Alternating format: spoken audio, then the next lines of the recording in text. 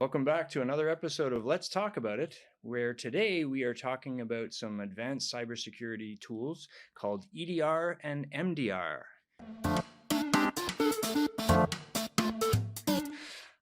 So, Sean, EDR, I think a lot of people have heard this term. What exactly does that stand for? EDR stands for Endpoint Detection and Response. And it's a very well talked about acronym now. And of course, we love to use acronyms in the IT world. In the IT world, that's all we have, isn't it? It is. So what exactly is this product and why do we need it? So EDR is, think of it as a kind of an extension of your antivirus. It's really much more advanced. Antivirus always needed signatures to work that you would download and look for specific viruses. EDR is much different than that. It looks for changes on your system, and then it's able to when it does feel that you're being attacked by something, it has the ability to be able to remove your system and basically sandbox it from the network. So if you have an infection, it doesn't go well beyond that and infect the rest of the network. Well, that's huge then. And so you're saying this is in combination to an antivirus. This is not a replacement. This will be something you'd put in combination with your Yeah, endpoint. not a replacement. It works with your antivirus, and it's working in the background. And again, just looking for changes in the system and policies on the system, and it's running all the time. So it's constantly looking for that sort of change that it believes you're under attack. Interesting. Now, is this going to take a lot of resources on the computer? Remember the old days, the antiviruses used to slow machines down terribly. You had to go and pick and choose which one you're going to use depending on the resources it took. Is this an addition? Is this going to kill our memory on the Yeah, machine? not Or no. It takes very minimal resources, and the great thing about it, it runs in the background, and assuming that everything is running fine, you really don't hear from it, and it requires no interaction from the user.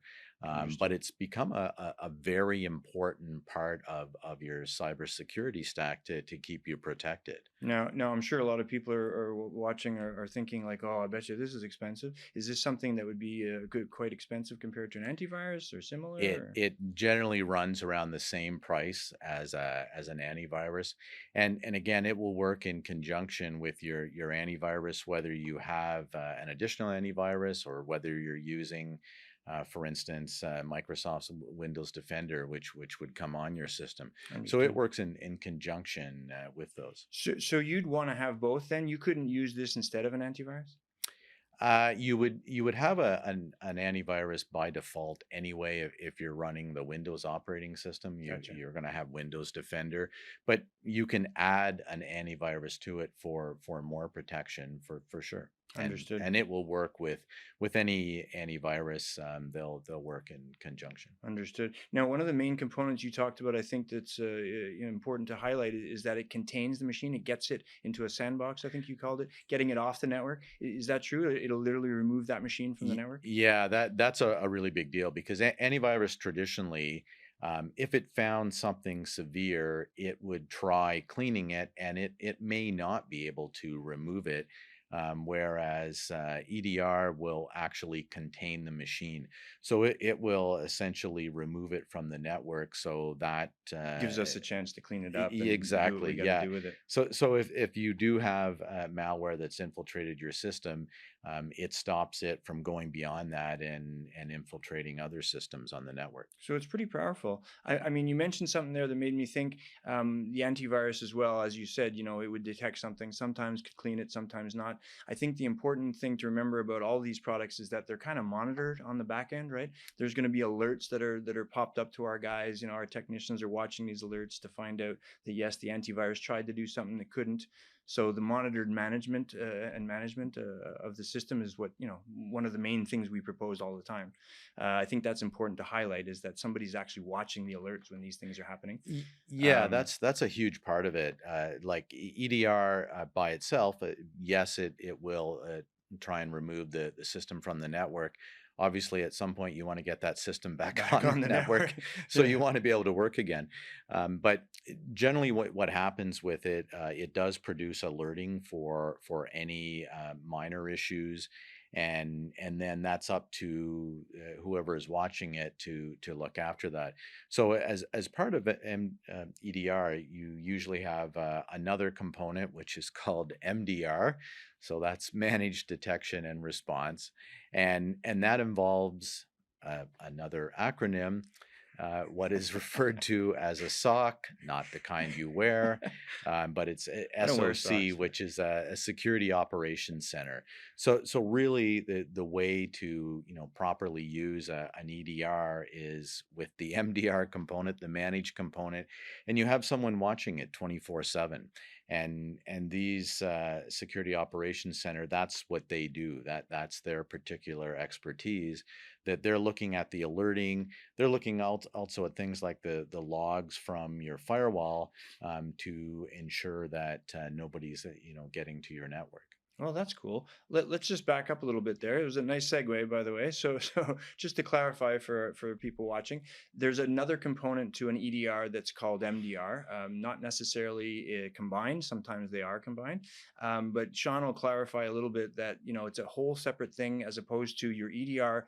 Alerts will get generated for sure. One of our guys are going to be watching those. We, as the IT firm, will need to get involved and remediate that problem. Whereas with the MDR, the SOC, how many more acronyms can we add in? The SOC will be watching kind of on our behalf. So it's not necessarily the IT firm that's dealing with that issue. It's going to be, a managed operations center that's going to be looking at that, trying to remediate immediately, things like that. So maybe just clarify MDR versus EDR. Is there an additional cost again? Is this another product we add on? Are they? They generally work hand in hand. So the adding the MDR component is a small cost, but big value, because then you have a proper security operations center watching the Watching out. alerts, watching what is taking place. They're able to, if for some reason that the system didn't get contained properly, they're able to step in and do that. So it will also look for things that may be at the alert level that may require some additional remediation, and that's generally 24/7. Well, that's what I was just going to say. Just to be clear, it's not that we can't do the job or don't want to do the job, but these guys are in addition to us, right? To be So that we watching need to sleep. 24/7. We need to sleep at some point. Yeah. So these guys are kind of in addition to us, and they're watching what's happening in the off hours when we're not there, not able to. Yeah, And and unfortunately, that sometimes people forget about. Like, obviously, their network's still active. They're connected to the internet. So a lot of times, overnight is when things a lot happen. of Yeah. attacks take place. Yeah. And you may not realize it, but there's a lot of potential attackers trying to connect to you over those midnight hours. Well, we hope this brought value to you. I think this is a great topic to have addressed. It's definitely time for people to think about these additional components when they're protecting their endpoints. We will be going into some other things that are related to cybersecurity and that in the next few sessions. So stay tuned and come back, and hopefully we'll see you next week.